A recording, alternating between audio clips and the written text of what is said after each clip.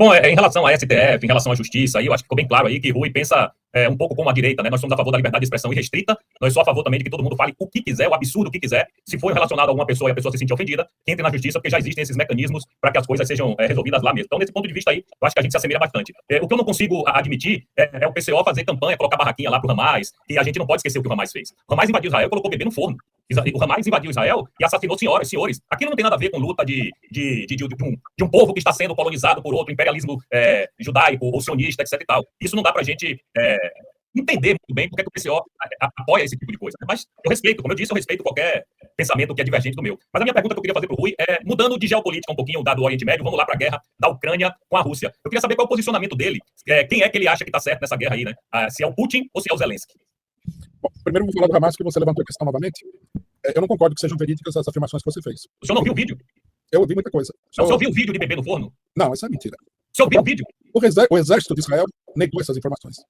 Vídeo não quer dizer nada. Vídeo não quer dizer nada. Eu faço um vídeo de você sendo queimado no forno. Sendo que você nunca foi parado dentro do forno. Mas o vídeo é legítimo. Não, o vídeo não é legítimo. Mas eu também não quero ficar nesse bate-boca. Você vai falar que sim, eu vou falar que não, então é... Ok, perfeito. Aí precisa chamar Moraes para decidir quem tá certo. Precisa chamar Moraes. Mas eu vou fazer o seguinte, eu vou apresentar a você, ofereço para todos que estão aqui, o livro que nós publicamos onde o Hamas explica o que aconteceu no 7 de outubro. Nós estamos preparando um outro livro que se chama A Verdade sobre o 7 de outubro. Se vocês quiserem ler e a gente fazer um debate depois, eu estou totalmente a favor. Mas acho que é chato, né? Eu vou falar que não é, você vai falar que é, e aí o programa fica em lugar nenhum, né? Uma outra coisinha, sobre a liberdade de expressão. Eu não sou favorável que o cidadão se sinta ofendido e vá no tribunal. Eu acho que isso daí é um cerceamento da liberdade de expressão. Eu sou ofendido todos os dias nas redes sociais, todos os dias. As pessoas me ofendem, eu recebo aí uma lista de insultos assim de 100 pessoas por dia, mais ou menos, o que dá mais de 3 mil pessoas por ano. Eu não entrei não fui em nenhum tribunal, nada. Eu acho absurdo isso. O Flávio Dino processou o Monark porque o Monark falou que ele era gordola. Não pode fazer isso. Essa é a porta para cercear a liberdade de expressão. Não pode. Tem que acabar essas leis. Você falou no jornal uma coisa verídica, o tribunal tem que dar o direito de resposta para quem foi atingido. Só. Bom, Ucrânia. Nós, do primeiro dia da operação militar russa na Ucrânia, nós fomos a favor da Rússia e nós somos até agora.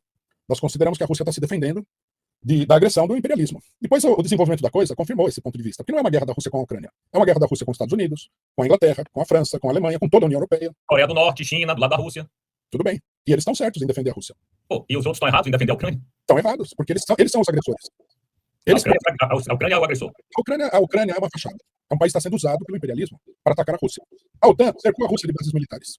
Concordo. Então, isso aí, como é que um país vai sobreviver? É evidente a intenção agressiva e criminosa de atacar a Rússia. Os russos tiveram que botar um paradeiro nisso, porque é uma questão de sobrevivência. Aí, se a Coreia do Norte apoiou, fez certo, eu apoio também. Eu acho que a Rússia tem que ser apoiada. A Ucrânia, infelizmente, é um peão, é um cachorro pequeno numa briga de cachorro grande. Ela está sendo usada, está sendo sacrificada, está sendo martirizada para defender o interesse dos poderosíssimos bancos, petroleiras e outras grandes empresas internacionais. Mas, Rui, desculpa te interromper, mas você não acha que isso pode ser um segundo Afeganistão para a Rússia, não? Ela não está conseguindo sair disso aí tão fácil, né? Eu acho que a Rússia, apesar de ter enfrentado algumas dificuldades, está indo bem. Se você considerar o tamanho do inimigo, tá? Você tem que considerar o tamanho real do inimigo, não é a Ucrânia. A Ucrânia recebeu bilhões de dólares de armas dos Estados Unidos, da Alemanha. A Rússia também, né? Não, dos Estados Unidos a Rússia não recebeu nada. Não, mas recebeu da China e da Coreia. Mas tudo bem. Oh. Então é uma luta da Rússia, da China e da Coreia contra os Estados Unidos, França, Inglaterra, Alemanha. Perfeito. É o Japão. É o que eu tô falando. Mas o que eu acho interessante, Rui, é a incongruência até quando a gente usa a régua da liberdade de expressão. O polo que você defende agora nesse campo geopolítico e internacional é exatamente o polo que sacrificou a liberdade de expressão de morte, assim. São países que não têm liberdade de expressão. A gente tá falando de Rússia, a gente tá falando de China, a gente tá falando de Coreia do Norte. Quer dizer, são países que...